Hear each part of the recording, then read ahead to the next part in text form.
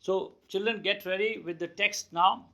The first part of Lost Spring, and those of you can afford to have books, I'll request all of you children, please have your books. The reason why I emphasize to have books with you, and do have a pen or pencil to keep writing everything that comes out of my lips.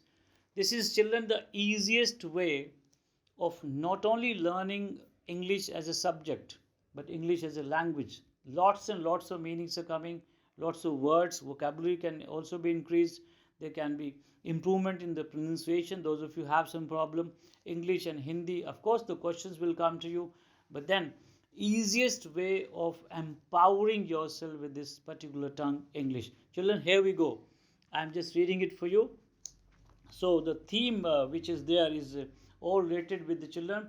The miserable plight of the street children, miserable plight of the street children who are forced to live and do the labor early in their childhood, early in their life, and they are denied the opportunity of schooling.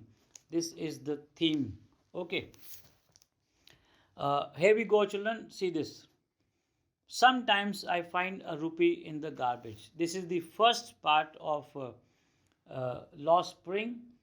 Why do you do this? Children, the first question has been put to him by Anis Jung. Why do you do this? See this.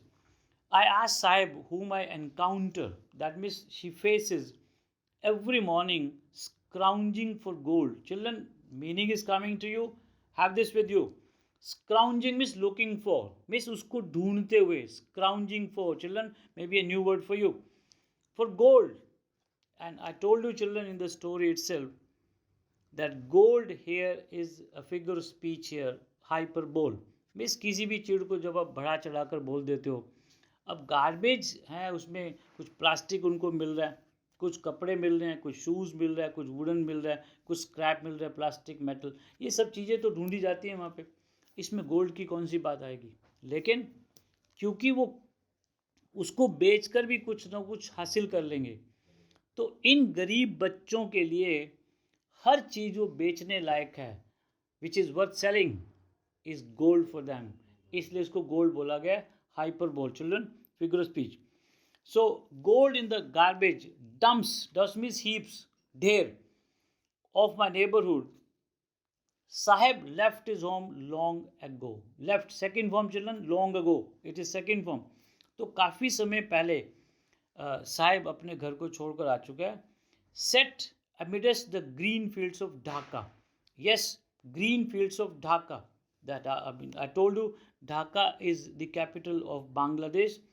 तो उनके जो घर थे काफ़ी पहले वो छोड़ चुके हैं, और ढाका के ग्रीन फील्ड्स के बीच में भी इनके घर थे. His home is not even a dismal memory. मतलब उसका जो घर है वो अब हल्की सी भी मेमोरी उसको याद नहीं है. काफ़ी समय पहले वो छोड़कर आ गए हैं, तो उसको बिल्कुल भी पता नहीं है कि कब छोड़ा, कैसे छोड़ा, क्यों छोड़ा. ये तो छोटा था बोल. So why did they have to leave? Why, children, why did they have to leave? The answer is coming on your screens. Look at that. There were many storms, numerous storms that swept away there fields and home. उनके घरों को, उनके fields को काफ़ी सारे storms आए, तूफान आए, और उनके घर भी बह गए उसमें, और उनके फील्ड्स भी बह गए.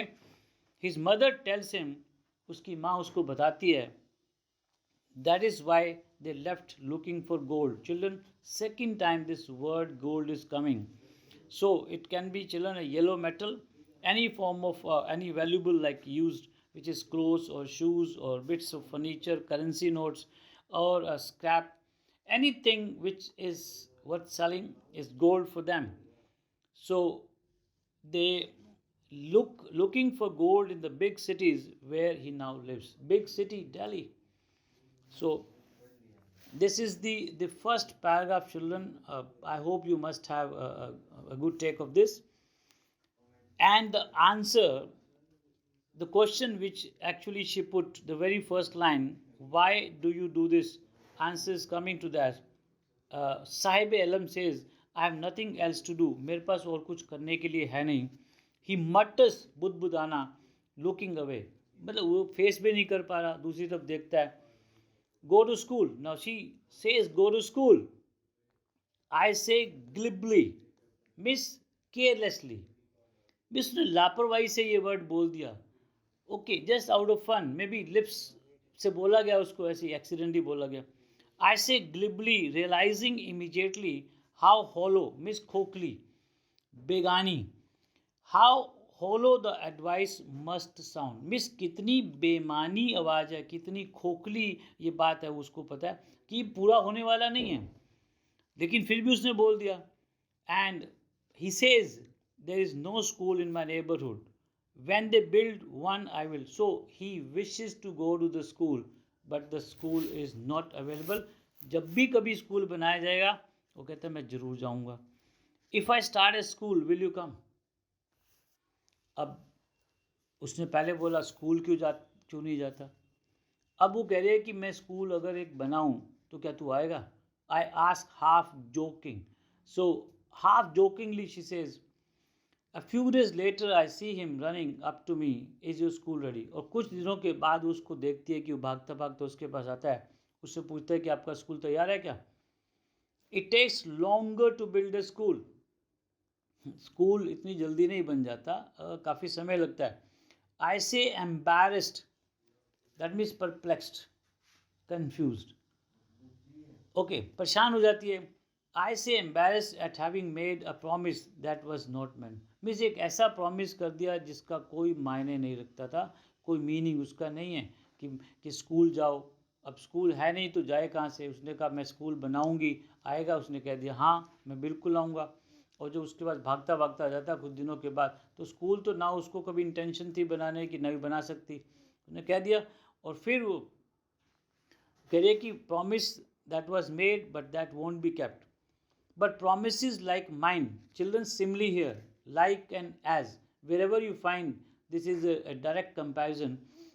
Promises like mine abound, that means in plenty, in every corner of bleak world. Bleak means dull, cheerless, empty.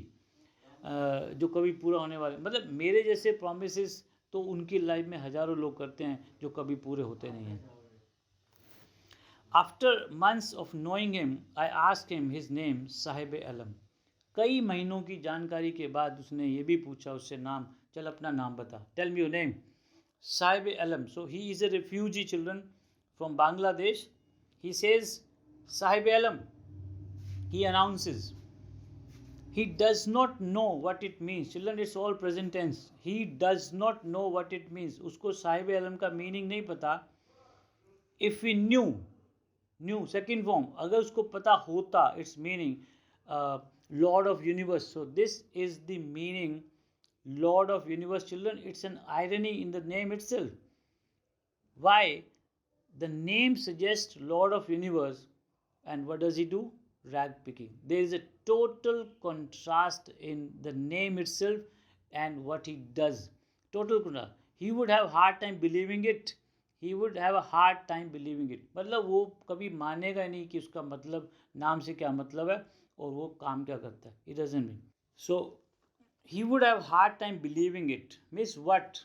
If you tell him that your name suggests is Lord of Universe and the work that he does, rag picking, both of them miles apart. So it is irony, children. This is one of the figure of speeches, irony. Unaware of what his name represents, he roams the street with his friends. Means अपने दोस्तों के साथ वो गलियों में चक्कर लगाता रहता है. An army of barefoot boys. Children, this is what I was saying, metaphor. An army of barefoot boys. Like you see, when you will never find a soldier going alone there on the war front. There is a group that moves together. Here is also a group of boys that move together. Army of barefoot boys who appear like. Children, if this particular line like, from here onwards it is simply as you like. But if you compare the whole line, it is metaphor. Like the morning birds and disappear at noon. Even children, you see birds. You will never find a single bird just flying in the air.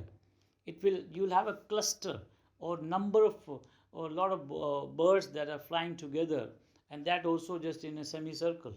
That army also doesn't move in a scattered way. It just goes, of course, in a pattern. So these boys are also going together, just finding, searching, roaming in the street to find whatever they can find worth selling.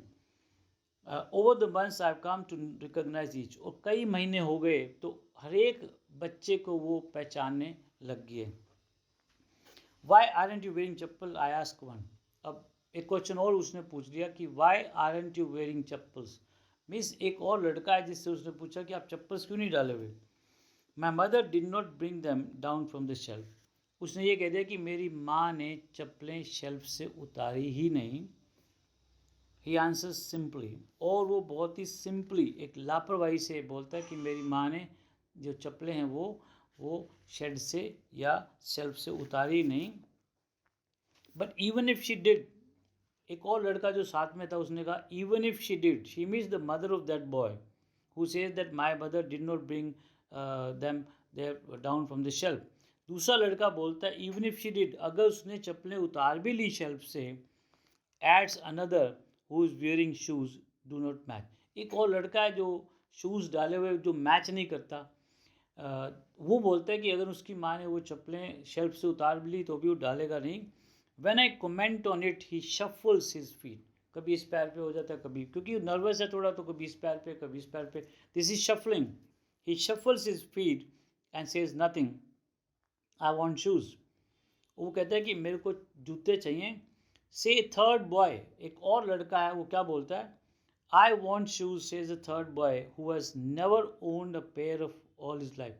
जिसने कभी भी अपनी पूरी ज़िंदगी में उसके पास जूते नहीं थे, उसकी एक ही इच्छा है कि मेरे को जूते मिल जाएं. Travelling across the country I have seen children walking bare foot in cities, village roads.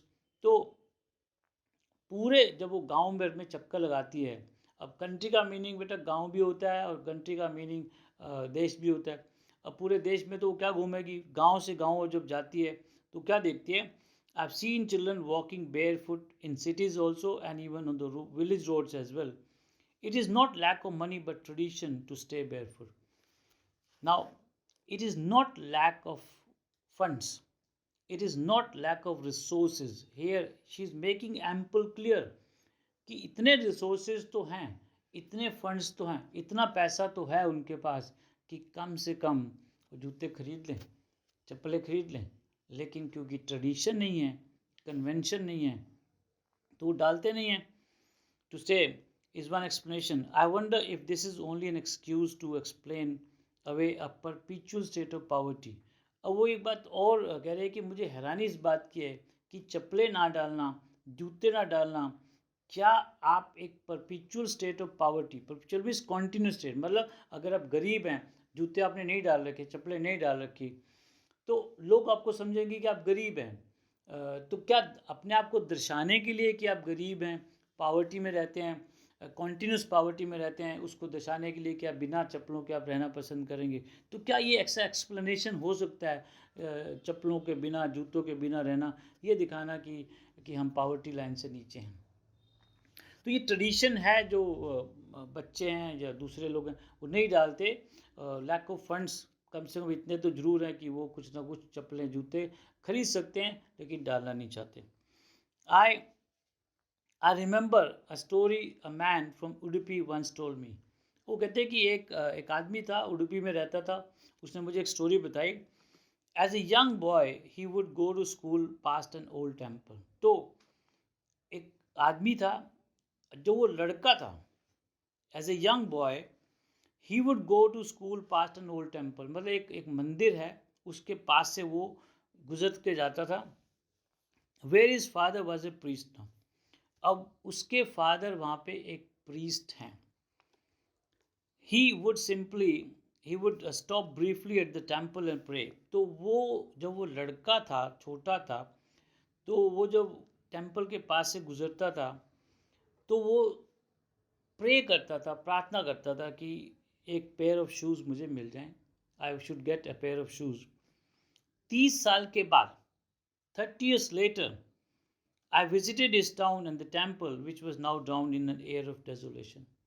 अब वही जो टेम्पल है उस टाउन में जब वो गई 30 साल के बाद, वो जो temple that was drown children, that was lost in an air of desolation, that means it was all left, ये बिल्कुल छोड़ दिया गया था। आंगन जो था वो बिल्कुल उसको आंगन पीछे तो प्रीस्ट रहता था, लेकिन अब क्योंकि टेम्पल पे कोई वर्शिप करने के लिए आता नहीं है, कोई डिवोटीज आते नहीं हैं, कोई भक्तजन वहाँ पर आते नहीं हैं, तो ये डेजोलेटेड था, लेफ्ट था, rejected dejected. In the backyard where lived the new priest. अब पिछले आंगन में न्यू प्रीस्ट जो नया पंडित वहाँ पे रहता है नया, there were red and white plastic chairs in. तो अब देखिए कि जो पिछला पंडित था उसका बेटा जब वो जाता था टेम्पल के पास से, तो वो तो प्रार्थना करता था कि मेरे पास जूते नहीं हैं, चप्पलें नहीं हैं, प्रार्थना करता था मेरे पास मिल जाए। अब जो नया पंडित आया देखो, जो रहता है पीछे, उसके पास क्या क्या है। In the backyard where lived the new priest there were red and white plastic chairs. Red white plastic chairs वहाँ पर हैं।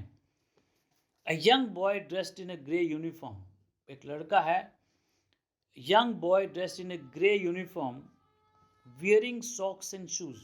मीन्स एक लड़का है जो कि ग्रे यूनिफॉर्म में है, सॉक्स डाले हुए, शूज हैं। अराइव्ड पैंटिंग, हाफते हुए, and through school bag on a folding, उसने फोल्डिंग पे अपना बैग फेंका। सेकेंड फॉर्म चिल्ड्रन, हाफते हाफते आता है। Looking at the boy, looking at the boy, I remembered the prayer another boy had made to the goddess when he had finally got a pair of shoes. Now, if you look at the boy, there is another one who makes a prayer that if I had a pair of shoes, that I would never lose those shoes in my life. Eventually, he got those pair of shoes. Let me never lose them. So, such is the importance of those shoes, children, to these rag pickers, that he says, let me not lose. Now, in general capacity, children, if I talk to you, you would not like to wear shoes more than 6 months, maybe 9 months, maybe 1 year. Okay, and deliberately you would try to, hit something with those shoes to make them holes in that, so that your parents can have a new one. But here, a boy prays for a pair of shoes, he gets that, and then he says, let me not lose them. Um, this is finally, let me never lose them. The goddess had granted his prayer. Young boys like the son of a priest now wore shoes. Well, if you talk about the modern times, the current times, the goddess eventually got him the pair of shoes, and now the children of his age, they have shoes, they wear shoes, all right, but many others, like the rag pickers in my neighborhood, remain shoeless. But then there are plenty of boys who remain shoeless even today. Now, the purpose of this paragraph, children, why this example of Udupi and a boy just making a prayer, a wish that he should have a pair of shoes which he would never lose. Uh, Priest without work, the temple is in desolation, but still his son, he goes to school, he has his uniform, he has got shoes, then there are plastic chairs, okay, then they have got folding. The main objective of this paragraph is to just highlight one thing, that no matter how much toiling work that they do, how much perspiration do they have, how much bleeding do they have, these rag pickers, they work from morning till afternoon, and they keep toiling, okay, but still they cannot manage to have proper facility of comfort, homes and everything else which is needed actually by a common man. Now, on the other hand, if you are a priest, no matter if you are out of job, no matter the devotees are coming, no matter the temple is shut down, but still during your prime time, he may have earned so much that still in his odd times, in his rainy days, he can keep that money to keep his life get going. This is the main objective of this particular paragraph. My acquaintance with this barefoot rag picker leads me to Simapuri. Well, as much as she came to know about those rag pickers, she goes on to get into the depth of those people, those rag pickers who are living there in Simapuri, a place on the periphery of Delhi. Simapuri, a place on the outskirts of Delhi, children, yet miles away from it metaphorically. Well, they live in Delhi. So, as somebody who lives in Delhi, the capital city of the country, one would expect that they will have all the at least reasonable comforts for them. But here, they do not enjoy even the very ordinary thing that one would require.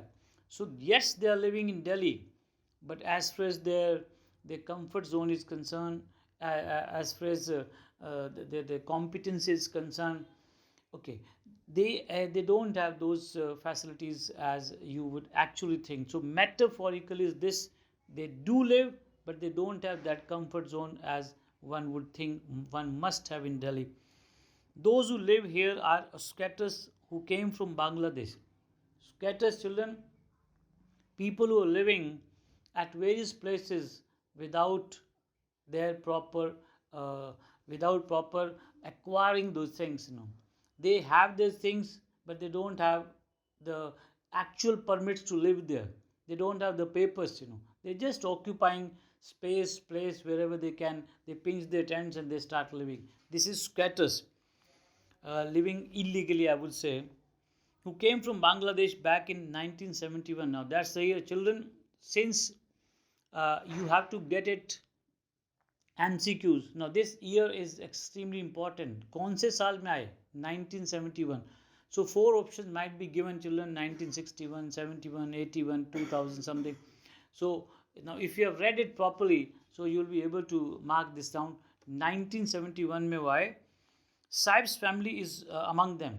Sahib की family, Sahib अलम की family भी उनमें से एक है. Seemapuri was then, children, 1971, उस समय एक वाइल्डनेस, एक उजाड़ था, एक जंगल था. इट इज स्टिल, आज भी वो जंगल ही है, but it is no longer empty. लेकिन एक ही डिफरेंस है कि आज वो खाली नहीं है. आज बहुत सारे लोगों ने वहाँ पे आके अपनी जगह बना ली है, वहाँ पे रहने लगे हैं. उस समय बहुत कम लोग रहते थे, जंगल लगता था, वाइल्डनेस था, उजाड़ था. आज भी वैसे ही है, लेकिन आज काफ़ी सारे लोग वहाँ पे आ गए हैं और रहने लगे हैं, तो ये खाली नहीं रहा. In structures of mud, children, another question that might come to you is this: living condition. One of the things that you may find, what he says, in structures of mud, but मिट्टी के tin जो बने हुए हैं, tin structures with roofs of tin, जो छतें हैं tin की हैं, और जो रूफ्स हैं, जो दीवारें हैं, वो मड की हैं. And tarpaulin devoid of sewage. तो तारपुलिन है का बना हुआ उनका छत है, और टिन का है, दीवारें हैं मिट्टी से बनी हैं. डिवॉइड ऑफ सीवेज, कोई भी उनकी ड्रेनेज सिस्टम नहीं है. चलो, डिवॉइड ऑफ सीवेज, ड्रेनेज और रनिंग वाटर. ना ही कोई वहाँ पे पानी की व्यवस्था है, ना ही कोई सीवर की व्यवस्था है, ना ही कोई नालियाँ वहाँ पे. और लिव 10,000 रैग पिकर्स, और लगभग 10,000 लोग वहाँ पर रहते हैं, रैग पिकर्स. और व्यवस्था कुछ भी नहीं है वहाँ पे, लिविंग स्टैंडर्ड कुछ भी नहीं है. देखो, जो दीवारें हैं वो मिट्टी की हैं, जो छतें हैं वो तारपुलिन की हैं, टिन की बनी हुई हैं. ओके, ड्रेनेज नहीं है, नालियाँ नहीं हैं, रनिंग वाटर भी नहीं है. So this is the living condition that they actually live. They have lived here for more than 30 years. अब लगभग 30 साल उनको वहाँ पे रहते हो गए, more than 30 years, without an identity, और कोई भी उनकी आइडेंटिटी नहीं है. Without permits, but with ration cards that get their names on the voter list and enable them to buy grain. एक ही चीज़ है, एक ही फ़ायदा उनको हो सकता है. राशन कार्ड्स हैं, आइडेंटिटी नहीं है. हाँ, राशन कार्ड से वो क्या कि राशन की दुकानों पे जाकर सस्ता और कभी कभी फ्री भी अनाज ले सकते हैं. और दूसरी चीज़ है कि उनके पास वोटिंग राइट्स हैं, और ये वोटिंग राइट्स ही हैं जो पॉलिटिकल क्लास है, जो रिच क्लास है, उनको राशन कार्ड बनवा के इसलिए देती है ताकि वो वोटर्स, काम है उनके, उनको वोट दें और उनको पावर में लाएं. हाँ, ये एक सेकेंडरी चीज़ है कि वो राशन कार्ड्स की वजह से उनको राशन भी मिलता है, ये भी बात सही है. and food is more important for survival than identity. Now, this line was given children in 2008 board exam. This line was actually given, ये लाइन दे रखी थी.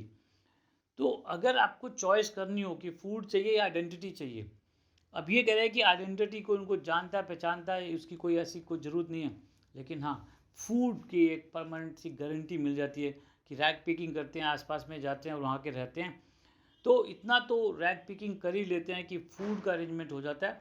तो फूड उनके लिए ज़्यादा ज़रूरी है, आइडेंटिटी की कोई आवश्यकता उनको नहीं है. If at the end of the day we can feed our families and go to bed without an aching stomach, अगर हम अपनी फैमिलीज़ को रात के सोने से पहले अगर उनको भरपेट खाना खिला दें तो ये उनके लिए बहुत अच्छी बात है. अगर वो भरपेट खाना खाएंगे तो एकिंग स्टमक, पेट में दर्द नहीं होगा, और अगर ऐसा होता है भरपेट खाना मिलता है तो इनके लिए बहुत बड़ी बात है. और we would rather live here than in the fields that gave us no grain. Means Dhaka की बात करें तो फील्ड्स थी, घर थे, लेकिन स्टॉर्म्स आ गए और बहुत स्ट्रॉन्ग स्टॉर्म्स थे. तो घर तो अभी भी हैं लेकिन वहाँ पे वो छतें नहीं हैं, वो सब के सब बह गए हैं. खेत खलिहान अभी भी हैं लेकिन अनाज नहीं होता. तो उन खेत खलिहानों का क्या करें, उन घरों का क्या करें जिनकी छतें नहीं हैं. अब देखिए बहुत सारे लोग, बहुत पहले की बात है बच्चों, जब लोग कश्मीर से छोड़कर आ गए थे, बहुत ज़्यादा टेररिज्म था वहाँ पे, अटैक्स होते थे. लाइफ को सेव करने के लिए बहुत सारे कश्मीरी जो थे वो भारतवर्ष के दूसरे कोनों में अलग अलग जगह पे चले गए. उनको जान बचाना बहुत ज़रूरी था. अभी भी उनकी ज़मीनें वहाँ पे हैं, अभी भी खेत खलिहान हैं, but life is more important. So that's the reason they migrated from their own places, big houses field they had, but then they also migrated from there. तो इनके लिए भी बिल्कुल वही है, फील्ड्स हैं लेकिन ग्रेन्स नहीं है, घर हैं लेकिन छतें नहीं है. तो खाना इम्पॉर्टेंट है आइडेंटिटी की वजह, तो इसलिए वो एक रीज़न दे रही है कि इस वजह से हम ढाका छोड़कर आए, इसलिए हम बांग्लादेश से आए. Say a group of women in tattered sarees. When I asked them why they left their beautiful land of green fields and rivers, तो ढाका में ग्रीन फील्ड्स हैं, रिवर्स हैं, सब कुछ है, फील्ड्स हैं, तो वो छोड़कर क्यों आए, तो इसलिए उसने रीज़न दिया कि हम उन फील्ड्स का क्या करें जहाँ पे ग्रेन्स ही नहीं हैं, इसलिए वो छोड़कर आगे. Wherever they find food, they pitch their tents that become transit homes. Transit children temporary, जहाँ भी उनको खाली जगह मिलती है, ओके जहाँ भी उनको खाने की व्यवस्था लगती है कि यहाँ पे मिलेगी, तो वो अपने ट्रांजिट, अपने टेम्परेरी जो तंबू होते हैं उनको वहाँ पे लगा देते हैं और वो वहाँ पे रहना शुरू कर देते हैं. Children grow up in them becoming partners in survival. और जो बच्चे हैं वो भी ग्रो कर रहे हैं, वो भी उस सर्वाइवल का हिस्सा बन जाते हैं. उनके पेरेंट्स तो हैं ही हैं जिनको मजबूरी है कि वो रैग पिकिंग करेंगे तो बच्चों का पेट भर लेंगे, इनके लिए भी अब वो एक हिस्सा बन गए हैं. They have also become the partner, life style, okay, part of the life of the parents. As they do so they do.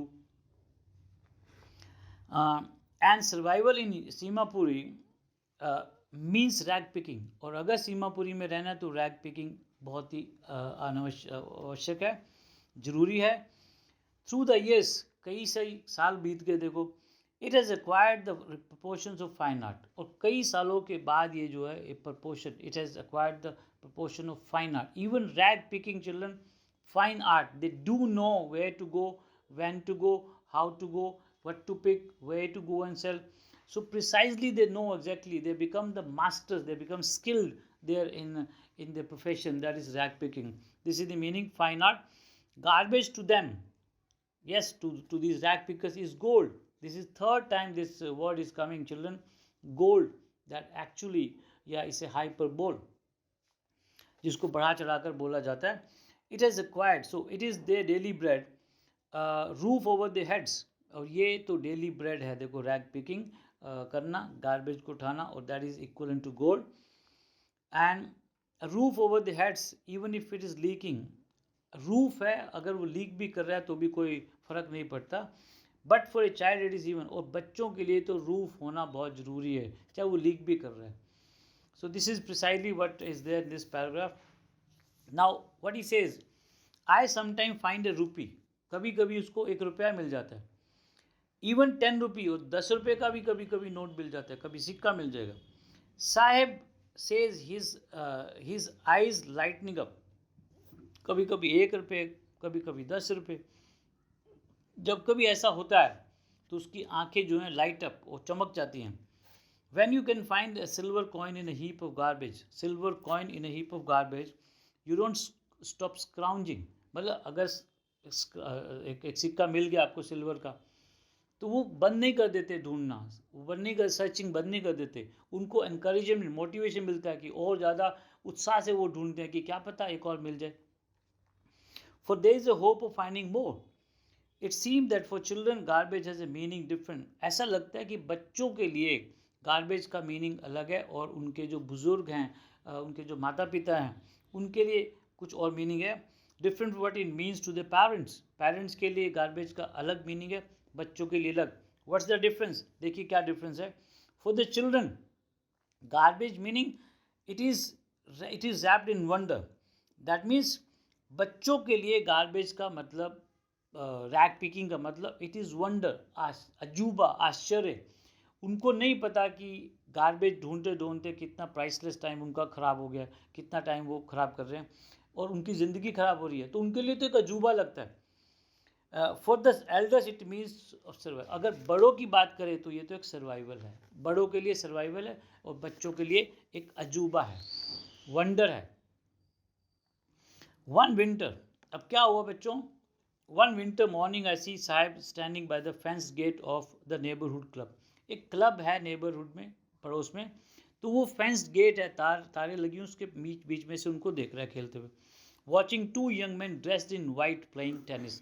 तो वाइट यूनिफॉर्म, वाइट ड्रेस डाल रखी है उन्होंने और टेनिस खेल रहे हैं. And he says I like the game. वो कह रहा है कि मुझे ये गेम बहुत पसंद है. ही हम्स, गुनगुनाता है. Content to watch it standing behind the fence. और वो फेंस के पीछे खड़ा है, उसको बहुत सेटिस्फेक्शन मिल रही है कि चलो अफोर्ड तो नहीं कर सकता, कोई परमिशन भी नहीं देगा, लेकिन उस गेम को देखता है तो भी वो कॉन्टेंट है, सेटिस्फाइड है. वो कहता है I go inside when no one is round. He admits the gate keeper lets me use the swing. Gate keeper उसको परमिशन दे देता है, जब कोई भी नहीं होता तो अंदर चला जाता है और वो उसको स्विंग्स को यूज़ करता है. तो उसको इसी से बहुत खुशी मिल जाती है. Now Saib too is wearing tennis shoes that look strange over his discolored shirts and shorts. Sahib भी टेनिस शूज़ डाल रहा है और वो उसके डिसकलर्ड शर्ट, मतलब उसकी शर्ट किसी और रंग की है, शॉर्ट्स किसी निक्कर डाल के वो किसी और शूज़ किसी और, तो वो भी उसको मिल गए. Someone gave them to me. वो बोल रहा है कि किसी ने मुझे ये शूज़ दिए. He says in the manner of explanation. वो इस बात को एक्सप्लेन कर रहा है कि मेरे को ये शूज़ कहाँ मिले. The fact that they are discarded shoes of some rich boy means they were discarded, they were left by some rich boy. Why? Perhaps that boy refused to wear them because of a hole in one of them. वो दोनों shoes जो discarded थे उसमें से एक में whole हो गया और कोई अमीर लड़का था, उसने उसको डालने से मना कर दिया और वो साहिब आलम को दे दिए. So since it has a hole in one of them, that means one of the shoes does not bother him. For one who has walked barefoot, even shoes without a hole is dream come true. जिस लड़के ने पूरी ज़िंदगी बिता दी बिना shoes के, उसको shoes मिल गए चाहे उसमें हॉल ही है, तो ये भी एक सपने के बराबर है. This is equal to the dream coming true. But the game is watching. लेकिन जो गेम देख रहा है tennis, so intently is out of his reach. तो ये जो गेम देख रहा है इतने ध्यान से, वो गेम उसकी पहुंच से बिल्कुल बाहर है, वो बिल्कुल अफोर्ड नहीं कर सकता. Well, this morning children, the last paragraph of course of this particular part is coming to you. Now he started working at a tea stall. Children, Saib is on his way to the milk booth. In his hand is a steel canister. और वो milk booth में अब काम करने लग गया. उसके हाथ में एक स्टील कनिस्टर है जिसमें वो दूध लेकर आएगा. I now walk in a tea stall down the road. और वो कहता है कि एक टी स्टॉल है just down the road there. Road के उस पार एक टी स्टॉल है और उस पर वो काम करता है. He says pointing in the distance. दूर इशारा करके कह रहा है कि yes, there is a tea stall and I work over there. And what does he get? I'm paid 800 rupees and all my meals. मेरे को 800 रुपये मिलते हैं और सारे के सारे मील्स भी, जो principal meal, breakfast, lunch and dinner, plus maybe couple of teas, cups of tea. So he gets that. Does he like the job? अब उससे पूछा गया कि क्या वो उस काम को पसंद करता है टी स्टॉल पे. His face, I see, has lost the carefree look. So this question also, children, came in one of the board examination. Does he like the job that he does? He has got a fixed income right now, 800 rupees. He gets his meals, but he's not happy because he's not free. He has to work under the guidance of his master. He has lost his carefree look. The steel canister seems heavier than the plastic bag. Steel canister जो है बहुत ही ज़्यादा heavier है plastic bag से. He would carry so lightly over his shoulder. और जो bag होता था वो बहुत ही ज़्यादा भारी उसको लगता था. जो बैग है बहुत हैवी नहीं था. और जो स्टील कैनिस्टर है, क्योंकि वो इसका नहीं है, वो उसके मास्टर का है, उसको लगता है बहुत ही हैवी है. The bag was his. The canister belongs to the man who owns the tea shop. Sahib is no longer his own master. जो कैनिस्टर है, the canister belongs to the man who owns the tea shop. तो canister उस मालिक का है जिसकी वो tea shop है. वो बैग उसका अपना होता था. तो इवन बैग बड़ा है, हैवी होता था, लेकिन उसको ये कैनिस्टर जो छोटा है वो भी उसको भारी लग रहा है. Simple meaning is he is not happy because still, yes, he used to work as a rag picker. He was not happy there. He had to do the work, and now he's working there under the thumb of his master, that is tea stall master. So he has lost his carefree nature, and that's the reason he's not happy. So this is how, children, the first part of the second chapter, that is Lost Spring, where you can see Sahib Alam, well, he kept working and working for as a rag picker. He was not getting his fixed income, and now he has started working at a tea stall, and he keeps working, though he's not happy, but still he has got a regular income. He gets 800 rupees there plus his meals, but that's it is. So he has changed his job as of now, So this is what the first chapter, children, brings to you about this Lost Spring. I hope you must have had a good time. You must have understood it, and if you have not, I'll take on your questions, your queries on later on. Thank you.